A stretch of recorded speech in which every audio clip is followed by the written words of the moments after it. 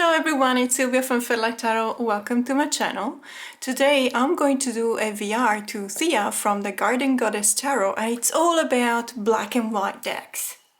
So I was watching TarotTube, and I love watching what other tarot tubers come up with hashtags, because I think that it's a very creative process and it offers us a different way to look at our own collection. Even if we don't come up with that specific tag, we can actually do a VR.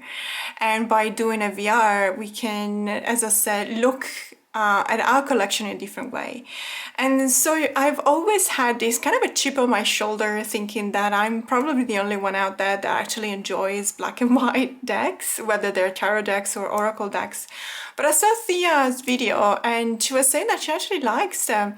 And I have the same kind of feeling. So it depends of the time of the year. So it's very specific to, for me, it ties back to a certain season of the year.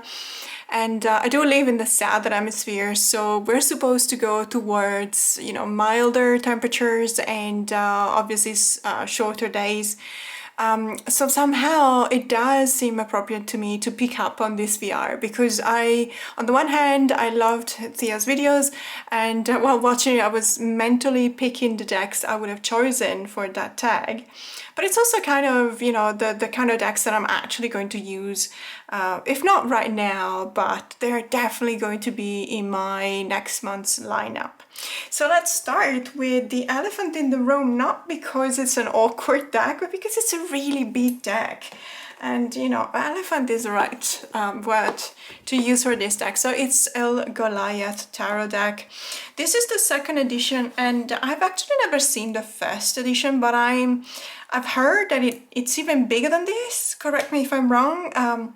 Whether the whole box is bigger or the book is bigger, or I don't know. But in any case, it is rather expensive, the first edition. This is the second edition, and I even got it for, I think it was on sale on the creator's website.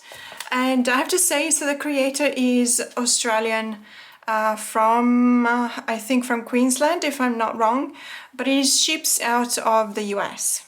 And so for us, Australia is actually rather expensive, because we need to pay that in US dollars, and we also need to pay for transport, which made it so that I actually missed out on this deck for quite some time.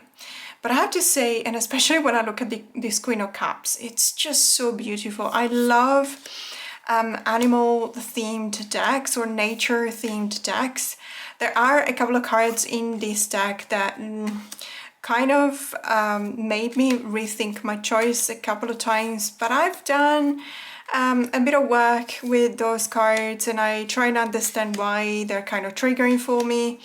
If you haven't watched my video, that one card, I talk all about the one card in that specific deck that makes it or breaks it, in the sense that you either fall in love with one card and you want to get the whole deck, or there is just one card in that deck that makes it so that you don't want to use the deck.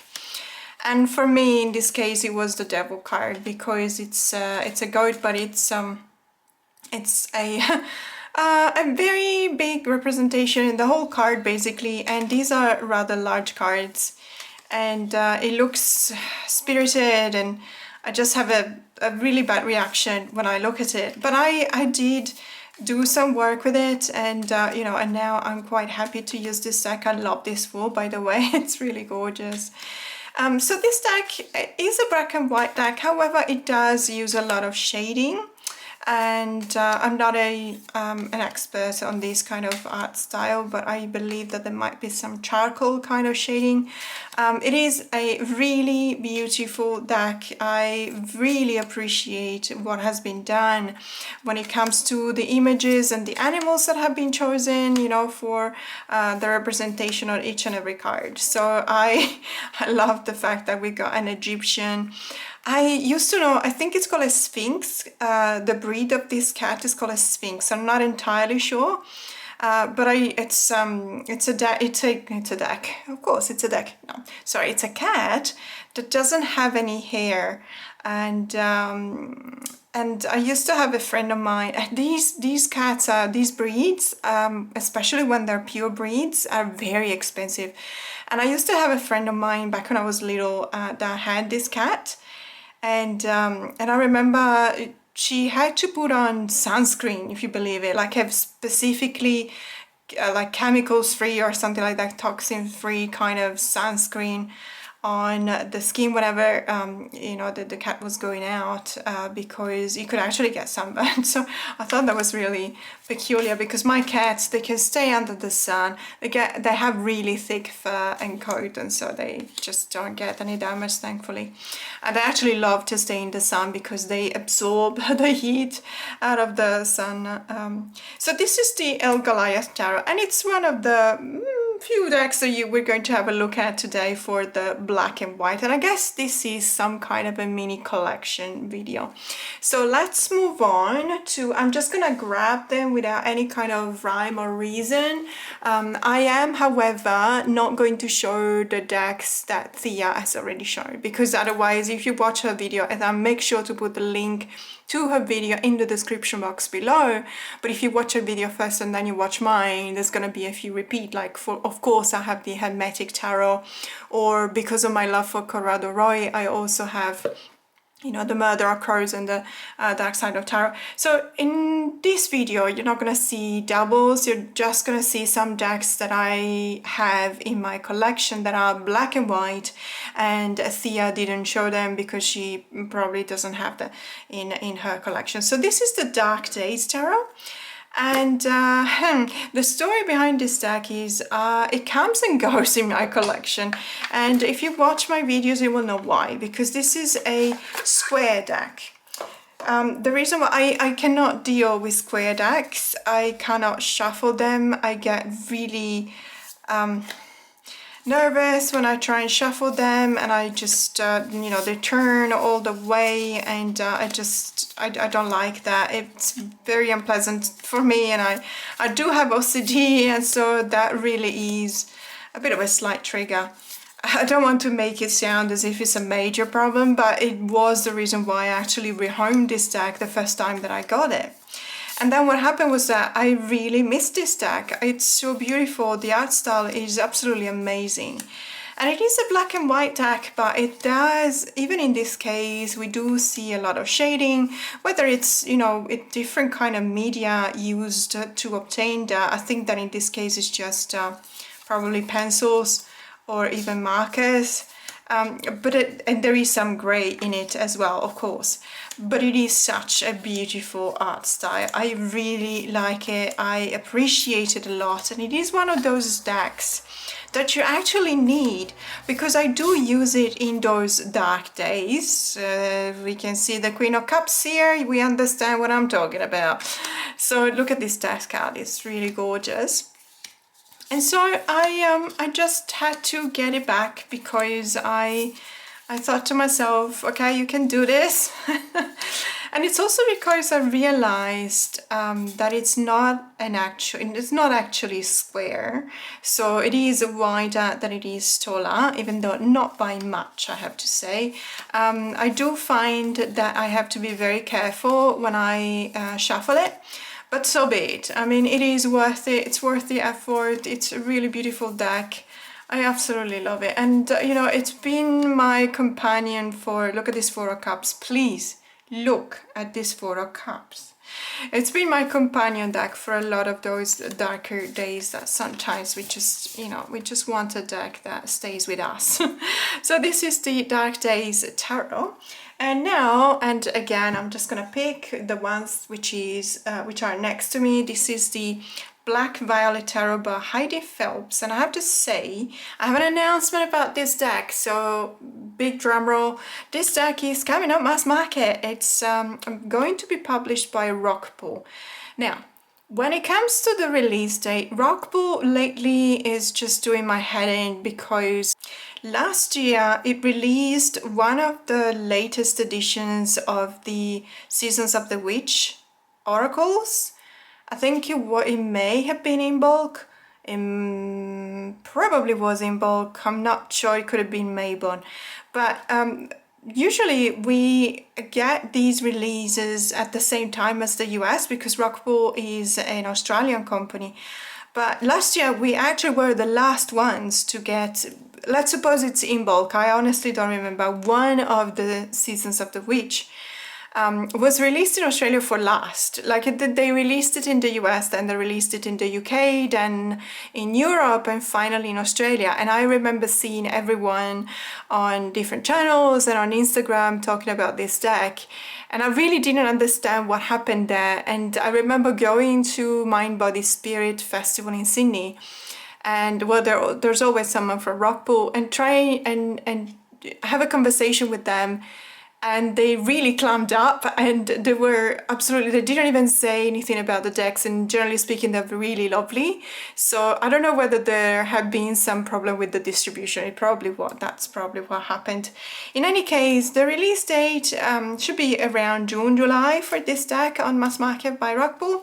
It is a really beautiful deck. I really like it. Now I have to say I'm very lucky, because what happened was that there was a problem with the printer. So Heidi described that she spoke to the printer, and the printer didn't really understand what she meant when she was describing the backs. And so if you're familiar with this deck, generally speaking, you're used to see it with black backs and some kind of foil or glossy foil for the flowers, right? So that's black on black.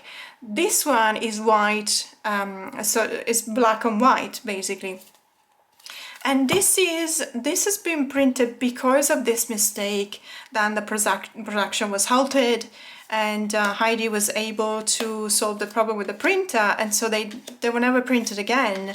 And so this is a very unique deck. It's I don't know how many of these have been printed before the production was halted, but not many. And certainly, you know, probably a few hundreds rather than a few thousands. I reckon even 200-300, not more than that. And I'm so very lucky that I got a copy of this deck, because someone on a Facebook group, they just got the cherry edition, I think it was. And they preferred that, and they were saying, you know, I have this one, it's not the cherry edition, and there's a defect in the backing. And so I got it for a very reasonable price. And then after that, because people got a hold of the story, they started selling this deck, rehoming it for like $200-300, because it's a unique production, let's say. And you know, it reminds me a lot of those things that happened with a coin that was minted and there was a mistake, and it really suddenly went up in price, because in value, because of that mistake. I don't honestly see this as a mistake. As a matter of fact, I do prefer the white backgrounds. That's just me, it's just personal taste. But in any case, this deck is really, really lovely, and I'm really curious to see what Rockpool is going to do for the mass market version. As a matter of fact, I think Heidi's Instagram account, she's going to show the copy. She's just received it like yesterday, and she's soon going to post a walkthrough, or at least a flip through in her Instagram page or account, where she's going to show the mass market deck. So this is the Black Violet Tarot. Really a beautiful deck. And the next one is another indie deck. There are no news about this deck going mass market, unfortunately. I feel that this deck is a little bit, I don't know, it doesn't receive the love that it should get. I don't know why, because I personally really, really love it. It's the Hyde Tarot, as you can see, created by Dan Francis. I got this one from the Boutique London, and so a shout out to Samantha, saying thank you so much, because I remember talking about this deck when it arrived. I ordered this deck at the same time in which I ordered a deck from Australia, from a different city, but still in the country of Australia where I live.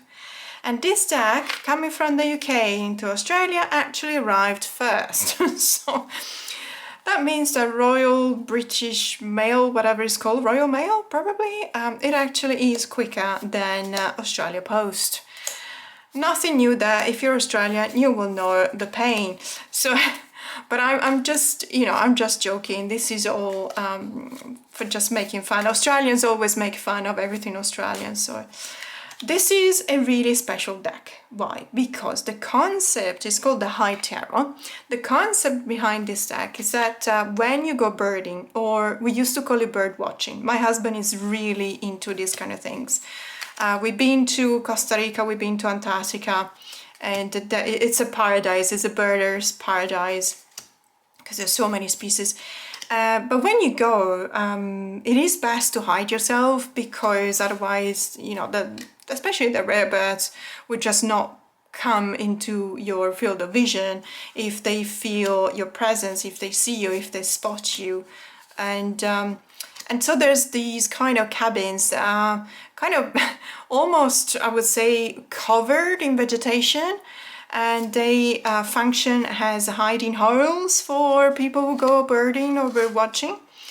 And so that's where the name comes from. But then, and I thought to myself, so it's going to be about birds. And no, because you actually see, we got a cactus here, we got a ghost. For the Nine of Wands, the cactus is for the Eight of Swords. So I definitely can see that for the Eight of Swords. And then we got the fox for the Three of Wands, and etc. So this deck is actually excellent when you do have access to the guidebook.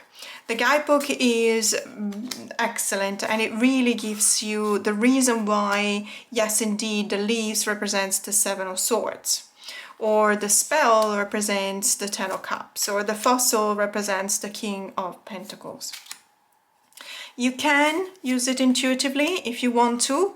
I highly recommend at least having a look at the guidebook, although I always say that, because I do believe that it really gives you so much more, so many more layers of knowledge about the choices the creator made when representing this. And may I just say, it is just really gorgeous. It's got that kind of darkness to it that, you know, I didn't think that a deck based on with the concept of birding would have been so dark. But then again, probably because of the colors, you know, it really does put you in that kind of energy.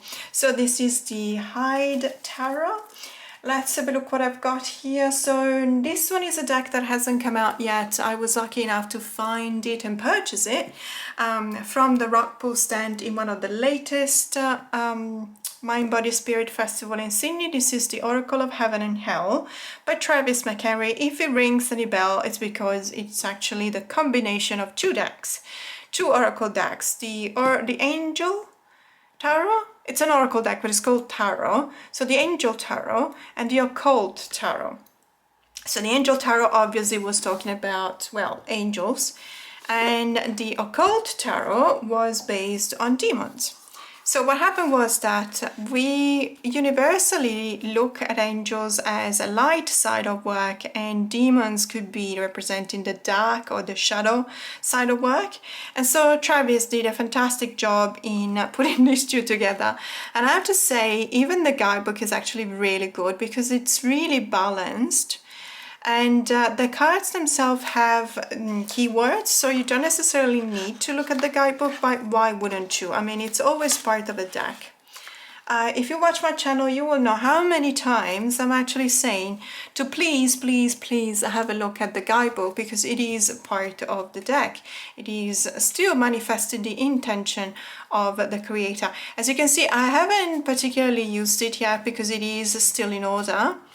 Probably not all of it, but I am planning something, so stay tuned. I'm planning something, and I do know that yes, it is still technically black and white, but there's a little bit of this maroon color because they had to make some kind of a difference between the demons and the angels. Otherwise, you wouldn't be able to recognize it unless you know all of the names of the angels and all of the names of the demons.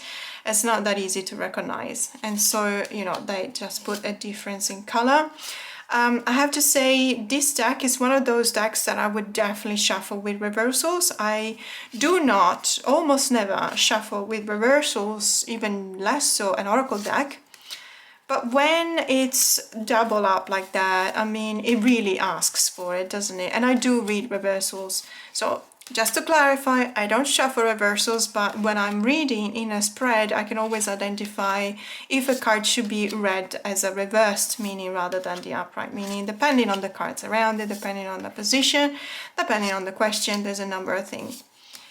By the way, if you want to learn all of these things, the way I read, numerologically, with astrological references, with the Kabbalistic references, with the sequential, how to read constellations and clusters, and all of these kind of things that we call it read like a pro.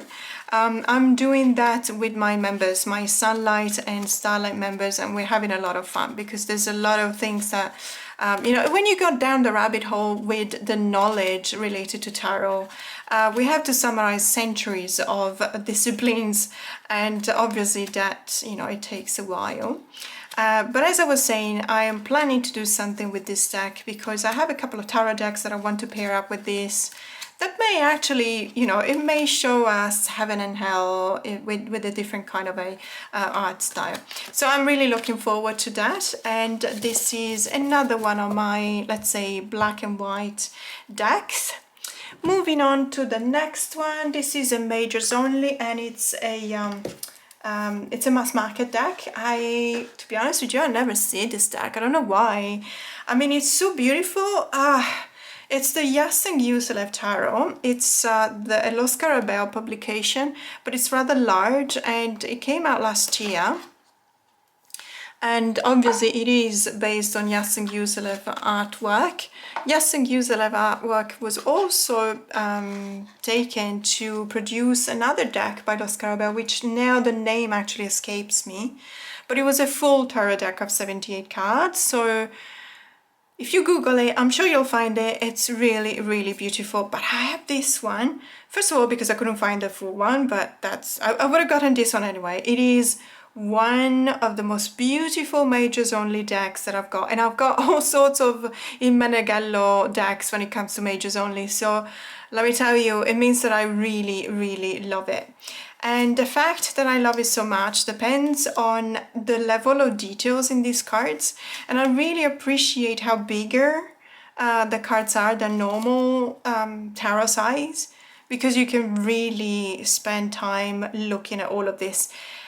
If you like, let's put it this way, if you are familiar with the turn of a century sketches on anatomy, this, in many cases, the level of details feels like one of those sketches, and it's absolutely superb. I really love it, and I love the star card, by the way. This is absolutely fantastic cards. I'm an Aquarius, Aquarius 3, so obviously my card is, well, apart from the Seven of Swords, looking at the deck, but it's also the star card. So I'm choosing to go with the star card and not the Seven of Swords. So this deck, as I said, was also mass market by Los Carabao, but it was a full deck of 78 cards. I'm really looking for it anytime. Is this? Yes, it's the full card. So if you know of anyone who has got this deck, but I don't mean this one with the majors only, I mean the one with the full 78 cards, please let me know. Well, obviously they might want to part ways with that deck. Obviously, I'm not going to convince them if they don't want to. But if you've seen someone, and I know that it goes for really crazy prices that I cannot afford, but you know, there's always, I'm just going to put it out there. Hope never dies, does it? How beautiful is this card? It's the Temperance card. It's absolutely gorgeous. I love all about it. And yeah, and the whole deck is just really, really amazing. So this is, or was, the Yas and Gus Tarot, published by Los Carabao. And we're getting to the last two decks, but then I have a couple of decks which I guess it probably qualify as honorable mentions, because they might not be entirely black and white, but there might be some splurge of color here and there. In any case, so this is a French oracle deck. It's called Oracle des Abysses. I just purchased it in Paris a month ago while I was there. Let me tell you, French, if you're French, you're so lucky. I envy you so much because you've got so many really beautiful decks out there, and they're all mass market.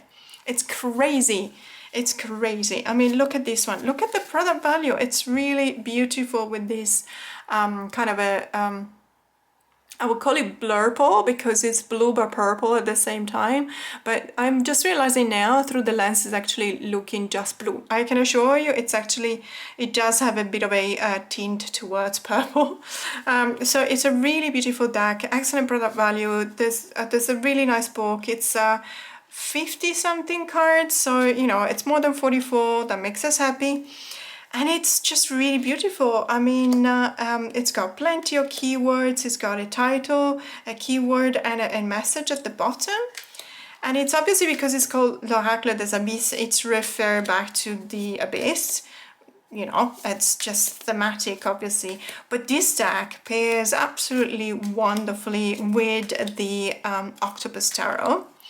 Actually, as a matter of fact, I'm just going to show you quickly. So this is my copy of the Octopus Tarot by Luna Charlotte. And I bought this deck in the same shop where I bought this deck because it's a French version, because the person at the counter, she said she's just working there. She's not the owner of the shop. It was at the Librairie de l'Inconnu. And she told me that they're actually friends with Luna, and she was really selling this deck. And I was like, you don't have to sell it. I'm already buying it. It was already on my wish list anyway. So it's not, it really made me laugh, but you know, with kindness, because she was so enthusiastic about this deck, and she thought that I wouldn't have bought it. And I was like, no, I'm gonna get it. It's fine, I'll get it. So I got the deck, and I was so very happy when I saw how beautifully it pairs up with the Abyss Oracle. So I'm just going to show you quickly. And by the way, may I just say, the Octopus Tarot is also a black and white deck. I mean, I know that there's a lot of holographic foil, which I don't know whether it means that it doesn't qualify or not. Maybe I should have put this one in the category of the honorable mention. But it doesn't matter because I really wanted to show you how it pairs up with the Oracle des Abysses. And so here we are looking at these two together. And they are so beautiful. Now, obviously, I have something to say. Ever since I posted a couple of videos with the Octopus Tarot, I've had a couple of people commenting that they really have like a sort of a skin reaction to, or gut reaction to octopi. And see the Medusa, and so I'm apologizing for that, and I didn't know that it could have been triggering for some people, so I'm sorry about that. This is obviously I don't have that effect, so and the majority of people don't. So I'm just showing this deck because I really believe that it is a beautiful deck, and I'm, you know, if you find that it makes you uncomfortable, I completely understand. I have the same with spiders, so well, there you go. If there was a tarot tuber showing a spider decks, you know, I would definitely jump ahead, so feel free to jump ahead. I'm sorry, I should have probably warned you.